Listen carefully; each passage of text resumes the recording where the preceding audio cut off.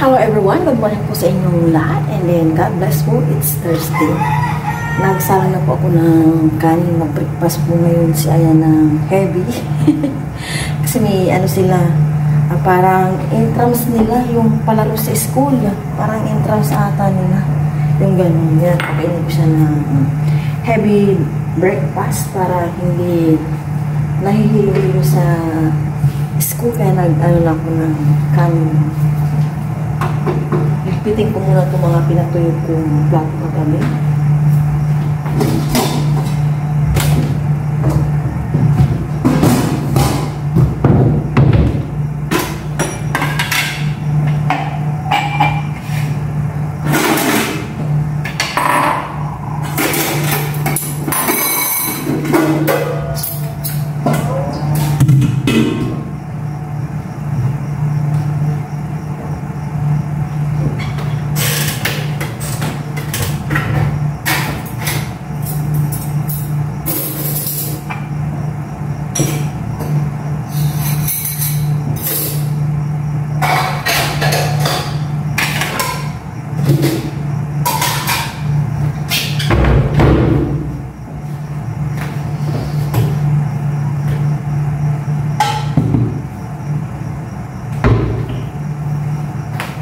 I-prito ko na lang yung natitirang skinless. Hot water muna tayo.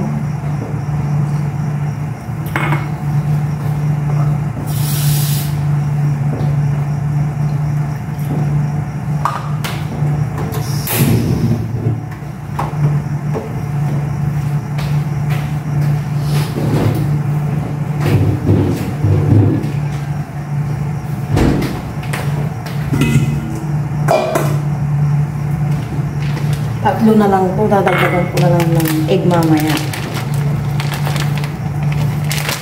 And then yung ginawa ko palang tusino, sa lunch namin, ulamin. Kasi kung ngayon, baka makatagalan na. Sa lunch na lang. Nakapag-prito na ako nung Sunday, hapon. Yung okay naman po siya. And then ngayon, ang bango-bango niya. Kuha siguro ng nakababa din sa pineapple juice.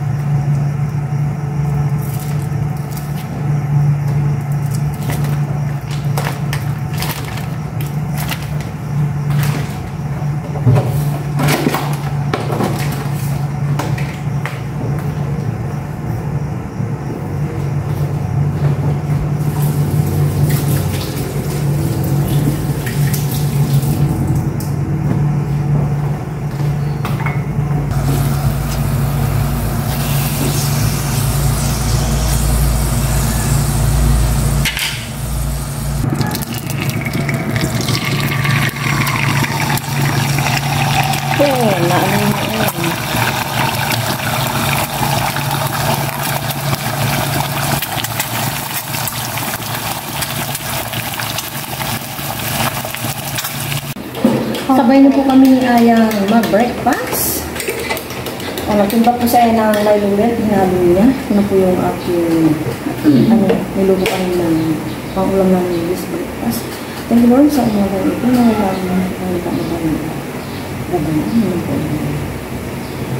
Kasi that's it. Sino yan? Yay, my egg. Thank you, ma. Bilis ng oras, 6:30 na agad. Excuse me. Cheers, thank you, Lord. Mas mo para po sa inyo kung po tayo lahat.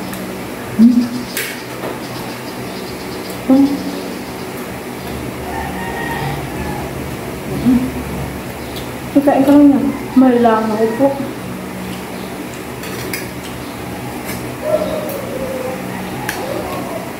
Wala ka sa papa. Wala ka. Maam. Wala ka natin siya.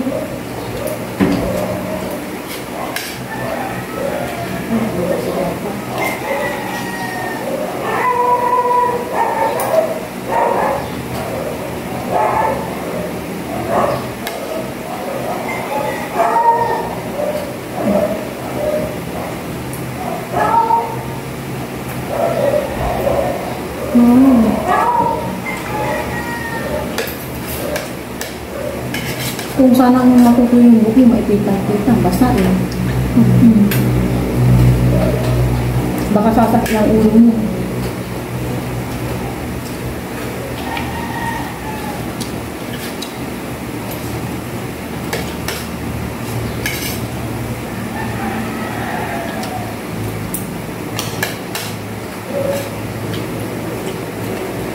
Alam ko na yung ipit mo. Tataang-taang ka. Ano mo na, anin ko ng ano, yung palagi. Tsaka anin ko ng kamo para dalawa na yun. Pero hindi mahigpit yung sa ipit. Kasi nakakalaman niya, basta ang buhok ano, hindi ko din ipitan. Pirintas na lang may parang ginawa mong grade 3. Baka makatanggal. Hindi ko alam kung kakayanin ko. Kasi iniisip ko baka hindi makuha. Ang baganyan. Abutin ko ng siyam-siyam. Okay lang na hindi maaga. Baka mga 8 pa ngayon mag-start. Hindi ah.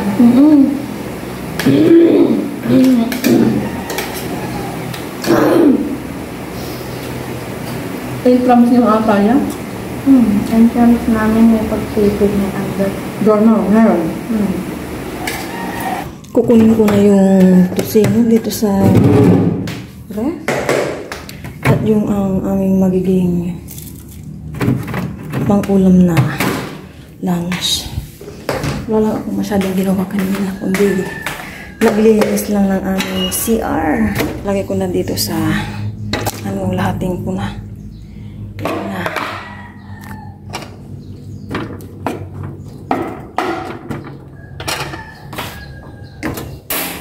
Hindi pa naka-on. Excited.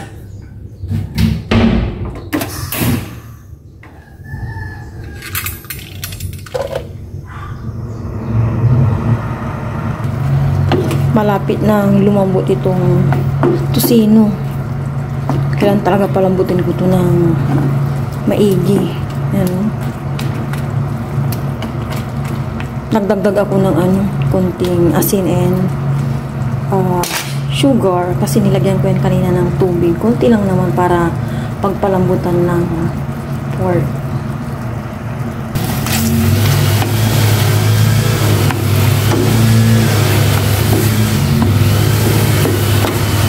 Hindi po siya nagkulay red kasi wala po akong nilagay na food coloring. Kaya ito lang po yung natural.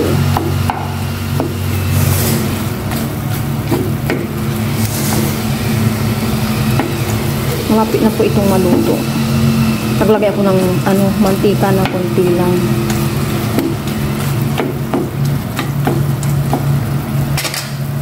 Next time 1 kilo na yung gagawin ko. Yan po yung maingay sa labas. May nagaan ng damo.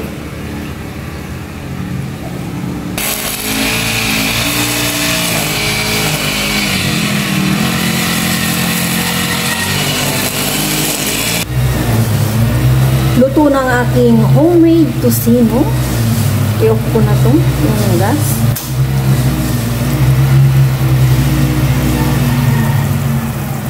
Kakain na po kami ni Aya ng lunch. Nandito na naman yung isang lengi. Ito na po yung homemade tusino. Pinag-base ko na po si Aya. Nandito na si Aya ng mga 25. 25. Oh, alam na alam ni Aya. Sabi ng teacher nila, kung papasok sila or hindi, okay lang. Kasi tapos naman na yung nila Aya, yung Tramor. hindi pa naman niya, mayroon pa mamaya. Marunod mo lang kayo. Kasi tapos yung kanyang badminton. Nanalo po kami sa unang round pero hindi sa dalawang. Okay lang. Magsiswitch kami ng position. Kami buti lang dito. Patakta kayo saan dun banda? Yung sa maaraw na pag ganito, yung pagbukas mo lang ng gate. Dito, Doon? Oo. Nasunog po si Aya, Hindi nga to, naaarawan. Hindi ko nga to pinapaarawan Pag may, Bali na, hindi na lang It's okay. Ganyan lang yung talaga, yung estudyante. Maarawan, mauulanan, ganyan. Kain na tayo, kain po tayong lahat. Sabay niyo po kami ni Aya. Pero bago po yun, trim lang po si Aya. Lord, maraming salamat po sa aming lunch. Panabi niyo po ako sa pag-aral. Ngayon malayo po ako sa sakit para ba niyo po si mama at si papa. Lagi niyo po silang gabayan. Ngayon po din mo po gabayan. Let's see. Yay! Brown na brown yung kusino namin, syempre without food coloring. Kanina po pala, tinawagan ko na yung dating gumawa ng breaker dito sa may room ni Aya. And then, mamaya, pupunta na po sila dito, mga 1, kasi sabi ko, ihatid ko pa si Aya. Yun pala, wala na silang gagawin mamaya. Matutulog si Aya kapag may nagagawa ng breaker. Kagabi, ang tagal namin nakatulog. Nagpahilot ako kay Aya mula paa, sa likod, tapos braso-braso. Hindi ko alam bakit ako naglinis lang ako ng room namin yung paparayan natin. Then, hindi na kayo nakatulog after namin makaulog yung paparayan. Tagal, siguro ako mga 11 na. Please, thank you Lord. Unang so para po sa inyo kayo po tenahan. Grabe po yung init ngayon. Ito, pause na pause ako. Bawat kilos ko lang dito, nandito lang naman ako. Sa loob, ang init, grabe. Hindi naman po makapal yung damit ko. Sakto lang. May nagsindi pa ng apoy kanina, no? Apoy? Ang apoy mo? Ganun sa entrance eh. Nagsindi. Yung ginawa. Lalo mo na agad, ah? Hindi pa po. Nag-sweat din kami. Ayun. Nagsindi ng apoy? Wala po. Ganun yun eh. Hindi kami nagbabayang hindi kami naggaganon. Tapos naglakad Meron, dati last year niya. Kay Madam Basta meron dati. Wala akong matandaan. Tanda ko. Nandun pa ako eh. Kaya grade. Ganun yung para start na ng entrance. May sisindihan silang apoy nasa kawayan. Ganun pala yung umpasan.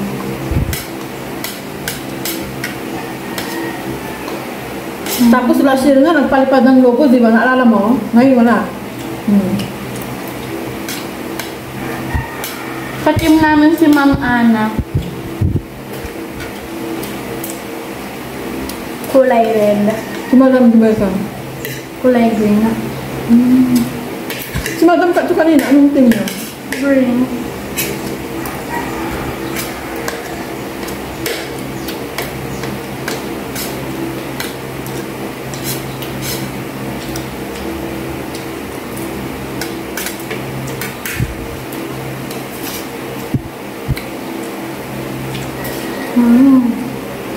Sa Monday po, Thursday na Aya.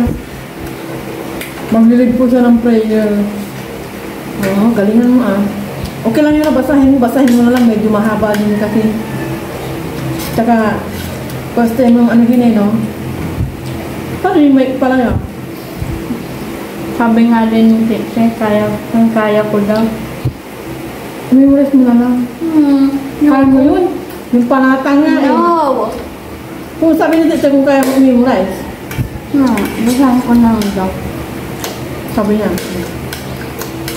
Opo.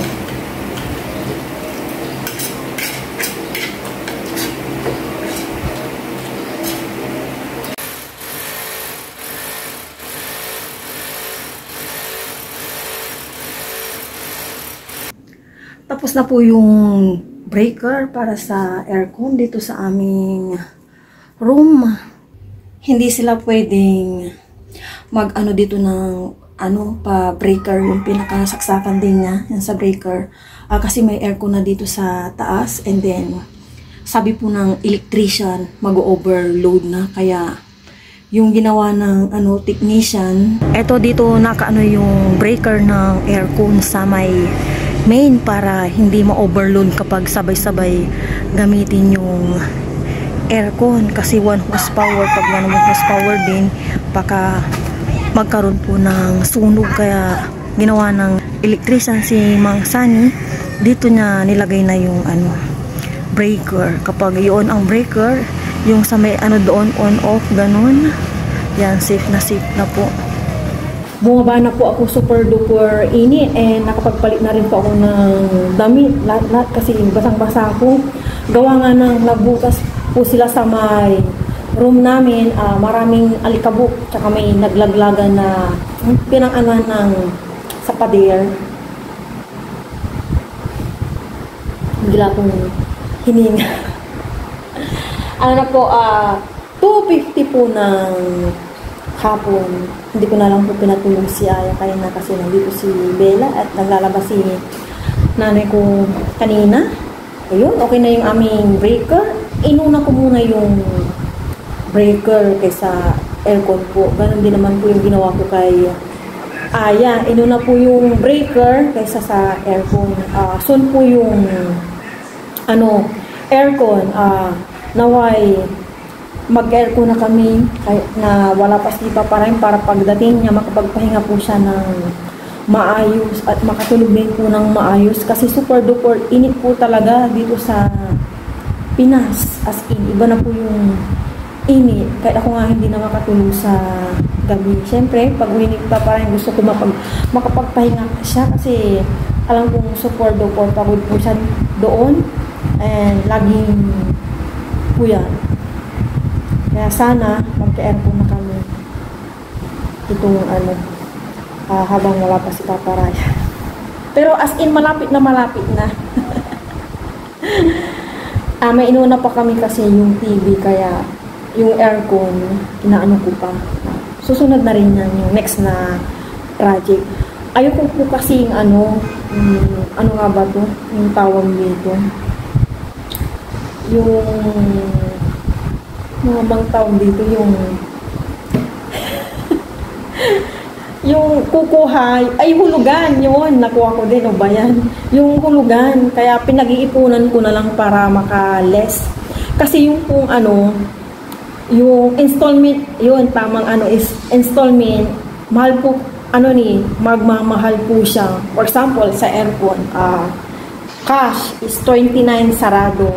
And then, pag installment po yan, abutin po siya ng 35K to 36. Kaya, mas maigi po yung installment. Kaya, mas maigi po yung installment. Yung cash, pag mayroon kang ika-cash and pinag-iipunan. Ako kasi, iniipon ko muna yan, tsaka ko bibilihin. Parang sa TV muna, itong Nato TV, yung last month.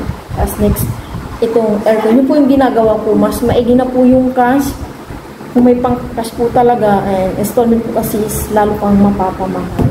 Pero depende naman po yung kung ano yung natin yung gusto.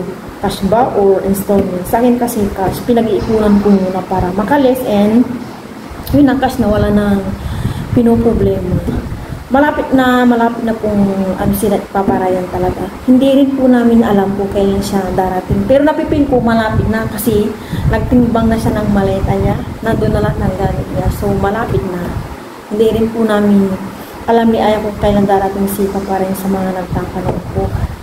Pero malapit na at pinaghahandaan namin ni Aya. Dito ko na lang po tatapusin ang vlog natin. Thank you po.